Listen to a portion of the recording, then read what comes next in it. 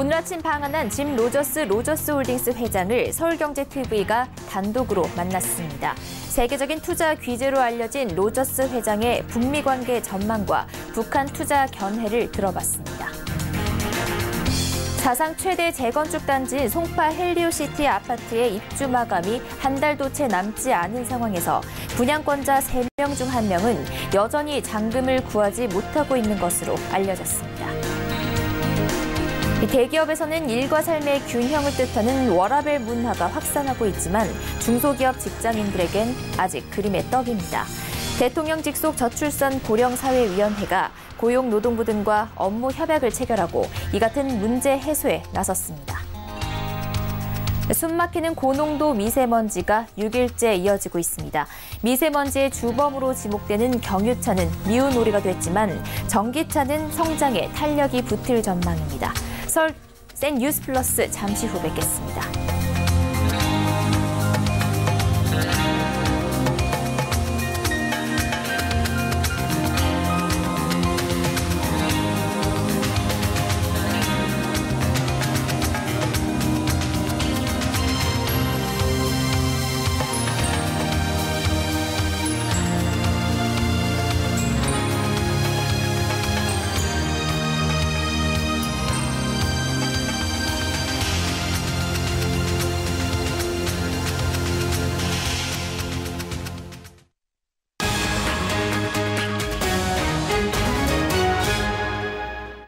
시청자 여러분 안녕하십니까? 센뉴스플러스 양한나입니다. 오늘 아침 아난티 이사회 참석차 방한한 짐 로저스홀딩스 회장을 서울경제TV 취재진이 인천공항 입국장에서 단독으로 만났습니다. 로저스 회장은 북한 농업에 투자해야 한다는 생각이 여전히 유효하다고 밝혔습니다. 이어 북미 관계가 조만간 진전될 것이라는 긍정적인 전망을 내놨습니다. 앵커 리포트입니다. 세계적인 투자가 짐 로저스홀딩스 회장이 아난티 이사회 참석을 위해 오늘 오전 7시 인천공항을 통해 입국했습니다.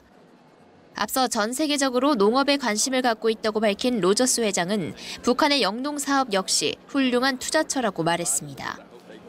본인이 사회 이사로 있는 리조트 기업 아난티의 대북 사업과 북미 관계 등에 대해서도 긍정적으로 전망했습니다. As you know, the second meeting between North Korea and America broke down.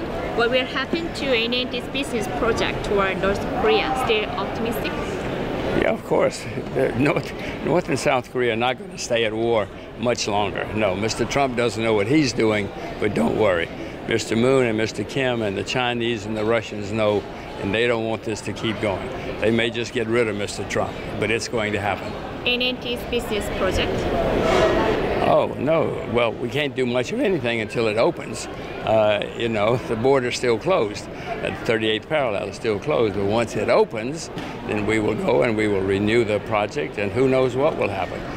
There's going to be enormous opportunity and excitement on the Korean Peninsula. You're lucky to be Korean in 2019.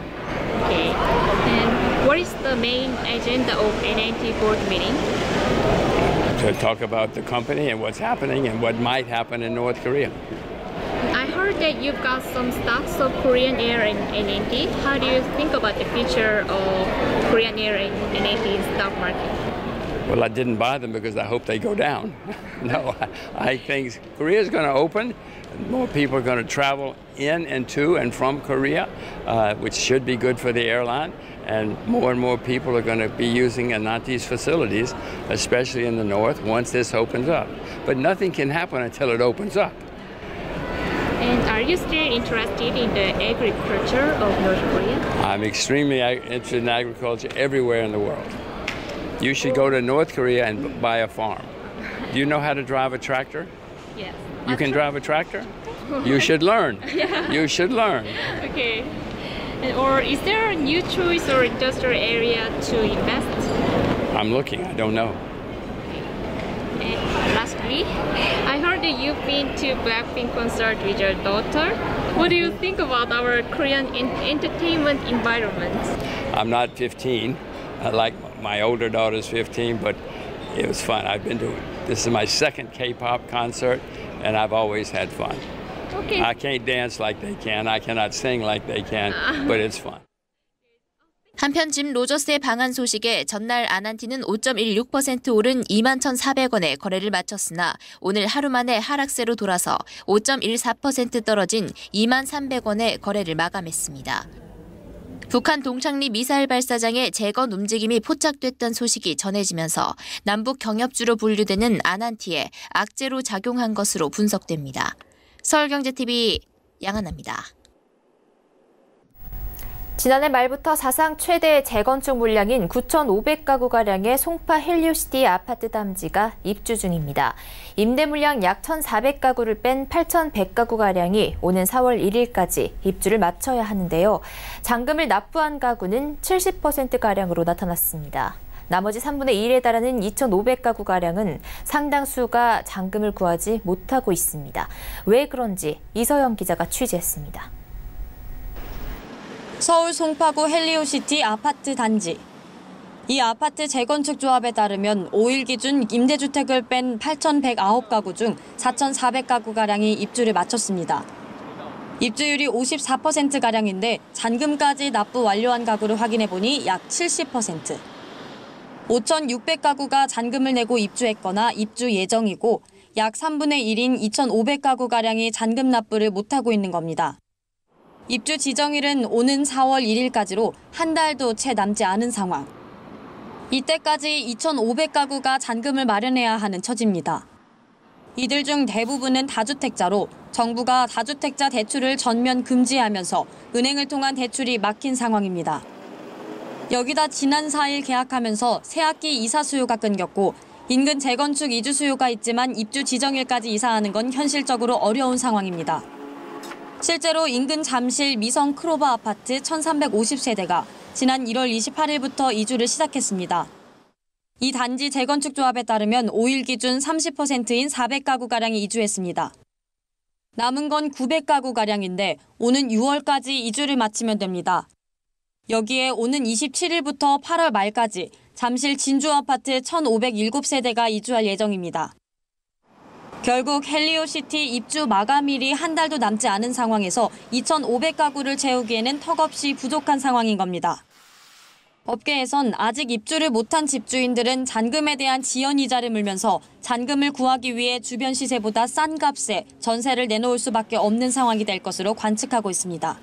전세를 더 낮춰서 아마 내놓거나 혹은 월세로 돌려서 내놓거나 하는 반전세 매물이라든지 해서 잔금을 맞추려고 할 가능성이 좀 높아져요. 그러다 보면은 이제 주변의 어떤 전세값보다 더 낮아지는 경우가 생길 수밖에 없는 상황이고. 서울경제TV 이서영입니다. 앞서 보신 것처럼 헬리오시티에선 2,500가구가 아직 이삿짐을 풀지 않았습니다. 문제는 입주 마감일이 지나면 이에 대한 연체 이자를 더 물어야 한다는 겁니다. 은행에서 돈을 빌릴 수 없는 다주택자들의 고민이 깊어지고 있습니다. 이어서 유민호 기자입니다. 헬리오시티의 84A 주택형 분양가는 약 8억 7,500만 원. 계약금과 중도금을 뺀 잔금은 2억 6,200만 원가량입니다. 은행에서 대출받으면 60만 원이 넘는 돈을 매달 잔금이자로 내야 합니다. 문제는 제때 잔금을 내지 못하면 입주 마감일인 다음 달 1일 이후부터 연체이자가 붙는다는 겁니다. 연체이자율은 7.96%에서 시작해 석 달 뒤 11% 가까이 치솟습니다. 최대 240만 원을 매달 이자로 부담해야 합니다.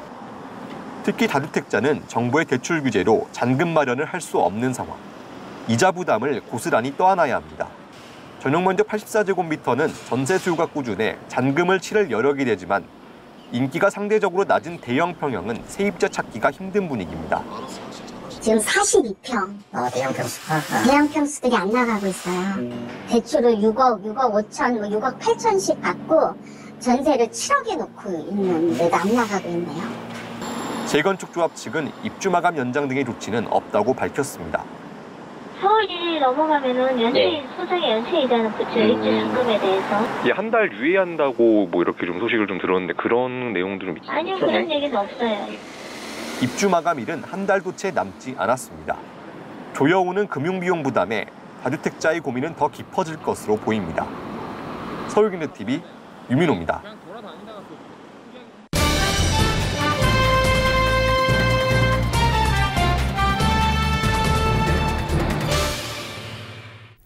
서울 아파트 값이 16주 연속 하락하고 있고 전셋값도 18주 연속 동반 하락하고 있습니다.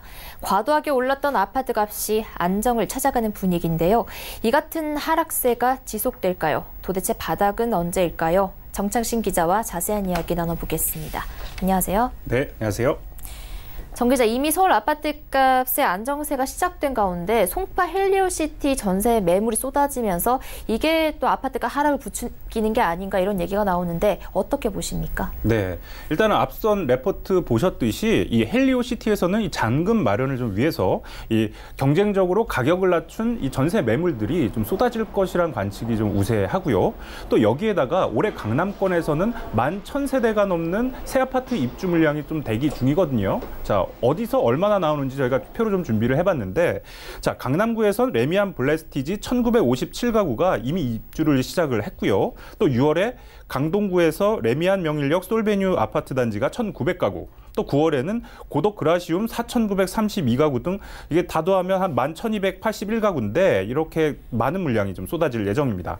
이 무주택자들은 지금 집을 사기보다는 좀 또 기다려 봐야 되나? 뭐 기다려 보자라는 심리가 좀 강한 상황인데, 이러다 보니까 부동산 시장에서는 관망세가 좀 짙어지는 모습이고요.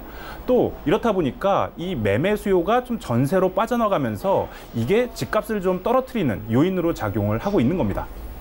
네, 실제 이 헬리오시티 전셋값이 좀 떨어지고 있습니까? 만약에 그렇다면은 이 세입자 입장에서는 싼 값에 이사를 할 수 있으니 좋을 텐데요. 그렇죠. 전셋값 떨어지면 세입자 입장에서는 굉장히 좋은데요. 네. 자, 우선 이 헬리오시티의 이 분양 가격을 좀 알아보기 위해서 입주자 모집 공고문을 좀 확인을 해봤는데, 이 전용 면적 84제곱미터, 이 중에서도 84A 주택형의 분양 가격을 확인을 해봤더니 8억 7,540만 원이었습니다.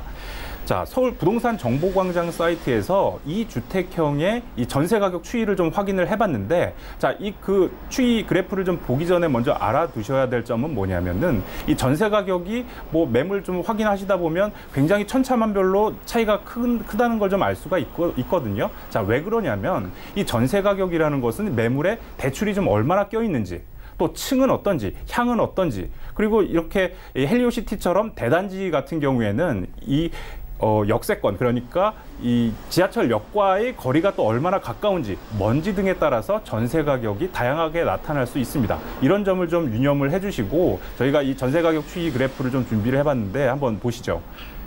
자, 지난해 5월에 이 5억 3천만 원짜리 전세 매물이 처음으로 나왔고요. 이후 9월에서 11월까지 이 전세 최고가가 8억 원 정도를 일정하게 좀 기록을 했습니다. 이때가 결론적으로 보면 가장 좀 전세 가격이 높을 때였고요. 이후 12월에 한 5천만 원 빠진 7억 5천만 원의 이 최고가 전세 기록이 좀 나왔고, 올 들어서는 1, 2월에 7억 원으로 더 떨어졌습니다. 그리고 이번 달, 그러니까 3월 달 뭐 지금 달 초긴 하지만 6억 3천만 원 정도로 전세 가격이 더 내렸는데, 자, 입주 전에 8억 원으로 이 고점을 찍었던 이 전세값이 6억 1천만 원까지 이 하락을 한 거거든요. 그러니까 1억 9천만 원 정도 떨어진 겁니다. 또 부동산 포털 사이트에서 이 단지에 이 전세 매물이 좀 얼마나 나와 있나 확인을 좀 해봤더니 3,200건 정도 검색이 됐거든요. 그런데 이제 이 매물은 중복 매물이 일부 좀 포함이 돼 있을 것으로 관측이 되는데, 그런 점을 좀 감안하더라도 전세 매물이 상당히 좀 많이 나와 있다, 이렇게 좀 볼 수가 있겠습니다. 네, 이달 중순에 이 아파트 예정 공시가격 열람이 시작이 되는데요. 그 정부가 공시가격 현실화 움직임을 보이면서 다주택자들 보유세가 부담이 늘어날 것이다, 이런 전망이 나오는데, 이런 상황에서 다주택자들이 집을 내놓을까요? 네. 자, 정부가 오는 15일부터 다음 달 4일까지 이 아파트에 대한 예정 공시가격을 좀 열람할 수 있도록 하고, 이에 대한 이의 신청을 받을 예정인데요. 이렇게 이의 신청까지 받고 나면 4월 30일에 이 아파트, 그러니까 공동주택 공시가격이 최종 결정이 납니다. 자, 정부는 지금까지 꾸준하게 이 다주택자에 대해서 살 집만 빼놓고 내다 팔아라, 아니면 임대주택 등록을 해라라는 이 입장을 좀 꾸준하게 일관되게 좀 표현해 왔거든요. 자, 이런 상황에서 지금 시가의 한 60% 수준인 아파트 공시가격을 좀 현실화할 가능성이 굉장히 높은 상황입니다. 그렇다 보면 이렇게 되다 보면 이 다주택자들, 그러니까 집을 여러 채 가진 사람 같은 경우에는 이 공시가격이 오르다 보면 세부담이 커지게 되거든요. 그러니까 보유세, 그러니까 종합부동산세나 재산세 같은 이 보유세 부담이 커지게 되고, 그러다 보면 이참에 그냥 집 여러 채 갖고 있으니까 이 중에 살 집 빼놓고 좀 내다 팔자, 매물로 좀 내놓자라는 심리가 좀 작용할 것으로 예상이 됩니다. 자, 시장에 매물이 많아지면 이 또한 주택 가격을 좀 떨어뜨리는 요인으로 작용할 가능성이 있습니다. 네, 그렇다면 집값 하락이 계속될 수 있겠다라는 생각이 드는데요. 그럼 이 시점에서 내 집 마련해도 좋을지 궁금하신 분들 많으실 것 같습니다. 네, 전문가들한테 물어보면 실은 그 전망에 대한 답을 하는 걸 가장 어려워하고 있습니다. 네. 뭐 바닥을 알면 그때 사면 되니까 이 무주택 이 실수요자들한테는 좀 굉장히 또 예민한 문제이면서 궁금해하는 부분이기도 한데요. 근데 일단 전문가들은 뭐 좀 관측을 하기가 매우 어려워하면서도 일단 올해는 좀 지나고 내년까지 좀 지켜보자라는 좀 전망을 하고 있습니다. 한번 들어보시죠. 서울 아파트 가격이 전반적으로 약세를 지속하고 있는 가운데 당장 4월의 아파트 공시가격 인상과 6월에 재산세 과표 인상이 예상되어 있습니다. 이러한 분위기에 따라서 집을 마련할 사람들은 아무래도 내년까지 좀 더 지켜봐야 되지 않을까 생각됩니다. 또 여기에다가 은행에서 대출을 받아서 집을 사기는 더욱 어려워진 상황인데요. 작년에 정부가 9.13 대책을 통해서 대출 규제에 나섰기 때문입니다. 자, 이미 집이 있는 사람들은 뭐 대출을 받기는 뭐 사실상 원천 봉쇄됐고요. 아예 이제 뭐 제로에 가깝고, 또 무주택자라도 서울에서 집을 마련하려면 LTV가 40%로 제한이 됐거든요. 이게 무슨 말이냐면 서울에 아파트 한 7억 원짜리 아파트를 사려면 은행에서 좀 대출을 받아야 하는데 LTV 40%라는 것은 2억 8천만 원까지만 은행에서 돈을 빌려준다는 얘기입니다. 그렇다면 나머지 4억 2천만 원은 가지고 있어야 된다라는 뜻이거든요.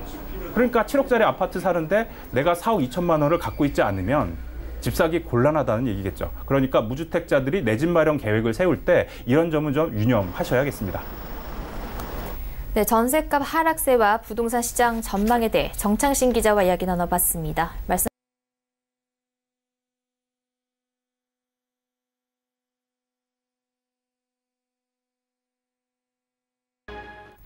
일과 삶의 균형을 말하는 워라밸 하면 소수의 대기업 직장인에게만 해당되는 이야기라고 생각하실지 모르겠습니다.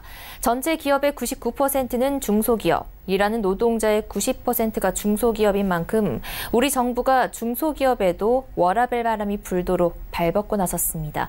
전 세계적으로 유례 없이 낮은 출산율을 기록하는 등 우리 경제 사회의 어려움을 돌파하기 위해서라고 합니다. 고현정 기자입니다. 지난해 합계 출산율은 0.98명. OECD 회원국 평균은 물론 초저출산 기준에도 못 미치는 세계 최저 기록입니다. 이에 대통령직 속 저출산 고령사회위원회가 오늘 고용노동부, 중소벤처기업부, 중기중앙회 등과 함께 중소기업의 일생활 균형 인식 개선을 위한 업무 협약을 체결하고 앞으로 정책 홍보, 교육 및 캠페인 등에 협력하기로 했습니다. 일하고 있는 중소기업이 달라지지 않으면 이런 젊은 사람들의 저출산 현상은 바뀔 수 없다고 생각합니다. 그래서 중소기업이 일하면서 아이 키우기 좋은 환경을 만드는 정말 워라밸 중소기업을 만들어야겠다라고 생각을 하고, 현장에는 정부 부처 관계자 이외에도 주식회사 스테코, 코아드, EDM 에듀케이션 등 중소기업인들이 참석해 아이디어를 나눴습니다.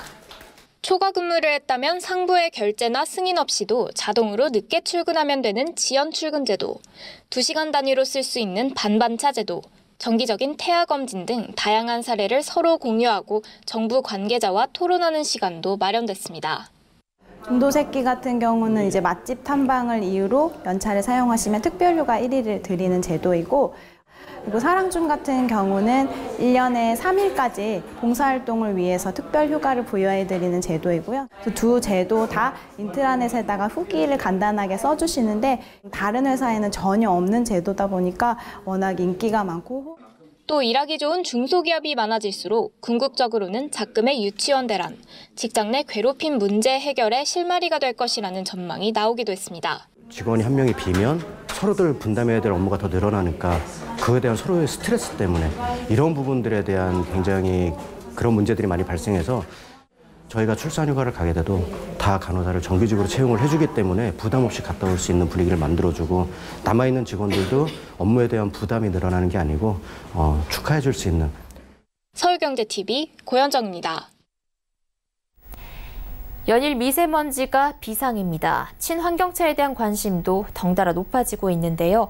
글로벌 환경 규제가 강화하면서 디젤의 시대는 저물고 친환경차 시대가 도래하는 가운데 업체들도 전기차 시장 선점을 위해 신차 출시에 분주합니다. 피할 수 없는 시대 흐름에 따라 전기차 시장의 성장 가속화가 기대됩니다. 김혜영 기자입니다. 자동차 업체들이 앞다퉈 전기차를 출시하고 있습니다. 각국의 환경 규제가 강화되고 있고 국내 역시 연일 미세먼지 비상 조치가 발령되는 등 친환경차에 대한 소비자들의 관심도도 높아지고 있습니다. 국제 환경 규제가 강화되면서 이제는 이 내연기관차가 자리매김할 수 있는 이런 기회가 없어지고 있어요. 전기차는 필연적으로 집어넣어야 되는데 작년보다 굉장히 다양성이 커지고 수입차도 많아지고 그래서 소비자의 선택폭이 굉장히 넓어지고 있다는 건 굉장히 의미가 있어서 우선 기아차는 소울부스터 전기차를 내놨습니다. 기존보다 용량이 2배 늘어난 배터리를 넣어 최장 주행거리는 386km로 늘렸습니다. 한국 GM도 올해 볼트 전기차의 물량을 7,000대로 늘려 이달부터 판매합니다. 지난해 볼트는 인기를 끌며 5,000대가 판매당일 매진되는 사례를 기록했습니다. 수입차들도 가세했습니다. 닛산은 리프 전기차 2세대를 오는 18일 출시합니다. BMW도 주행거리를 늘린 i3 전기차를 4월 내놓을 계획입니다. 전기차의 대표 주자인 테슬라 역시 모델 S와 모델 X에 이어 모델 3 출시를 검토하고 있습니다. 메르세데스 벤츠도 하반기 첫 전기차를 선보이기 위해 분주합니다. 이처럼 업체들이 앞다퉈 신차 출시에 나서는 건 친환경차 시대는 거스를 수 없는 수준인데다 최근 시장이 활기를 띠고 있기 때문입니다. 실제 지난해 판매된 전기차는 3만여 대, 2017년도에 비해 2배 넘게 늘었습니다. 서울경제TV 김혜영입니다. 작년 12월 저축은행의 가계 신용대출 금리가 1년 전보다 3.2%포인트 떨어진 것으로 나타났습니다. 금융위원회와 금융감독원은 오늘 지난해 12월 중 저축은행의 가계 신용대출 신규 취급 평균 금리가 연 19.3%를 기록했다고 밝혔습니다. 당국은 법정 최고금리를 연 27.9%에서 24%로 낮추는 등 고금리 대출을 줄이기 위한 정부의 노력이 성과를 본 것으로 분석했습니다. 연 20% 이상 고금리 대출 비중도 줄었습니다. 12월 신규 고금리 대출 비중은 39.8%로 전년 동월 대비 27.8%포인트 낮아졌습니다.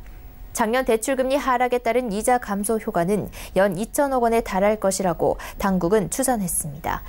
다만 저축은행 상위사의 고금리 대출 잔액은 여전히 많았습니다.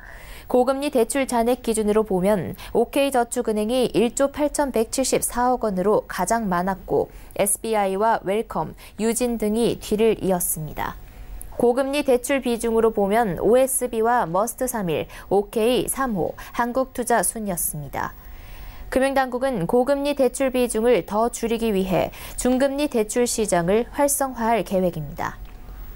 현재 평균 연 16.5%로 규정된 중금리 대출의 정의를 업권별로 차등화하는 방안을 상반기 내 추진할 예정이라고 밝혔습니다.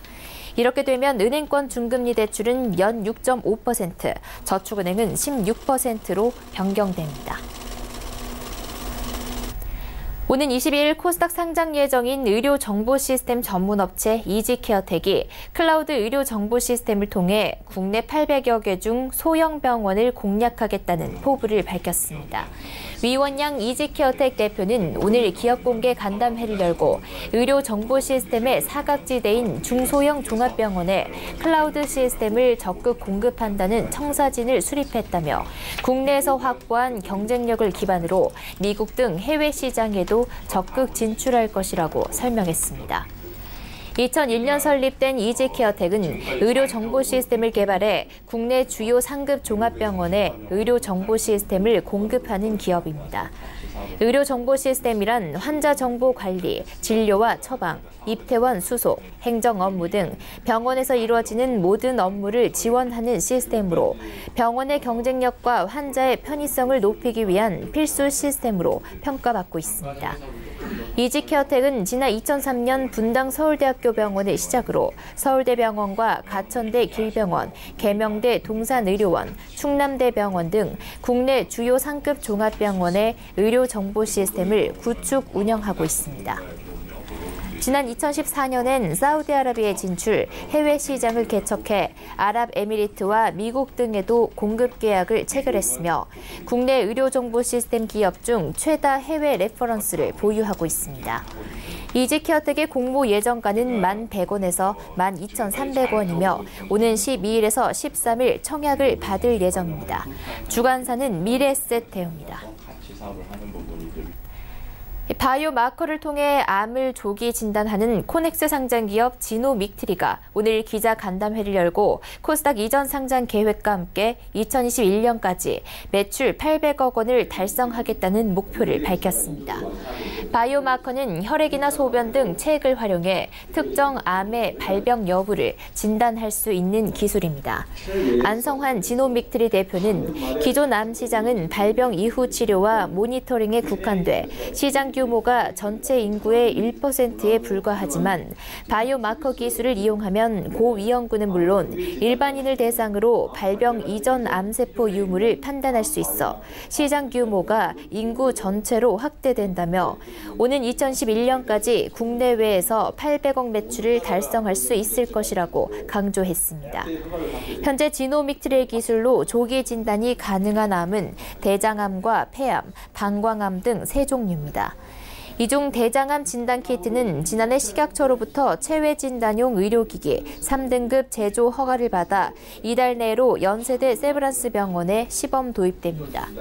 지노믹트리 측은 또 경쟁사로 꼽히는 나스닥 상장 기업 이그젝트 사이언스보다 검사 시간이 적게 걸리고 오판 가능성도 낮다며 이번에 모집된 공모 자금 중 200억가량을 미국 법인 설립에 투자해 오는 5월 중으로 법인 설립을 완료할 것이라며 향후 미국 FDA 임상 진행을 위한 계획을 밝히기도 했습니다. 오는 18일에서 19일 청약을 앞둔 지노믹트리의 희망 공모가액은 17,000원에서 25,000원으로 주관사는 키움증권입니다. 센 뉴스 플러스 여기까지입니다. 시청해주신 여러분 고맙습니다.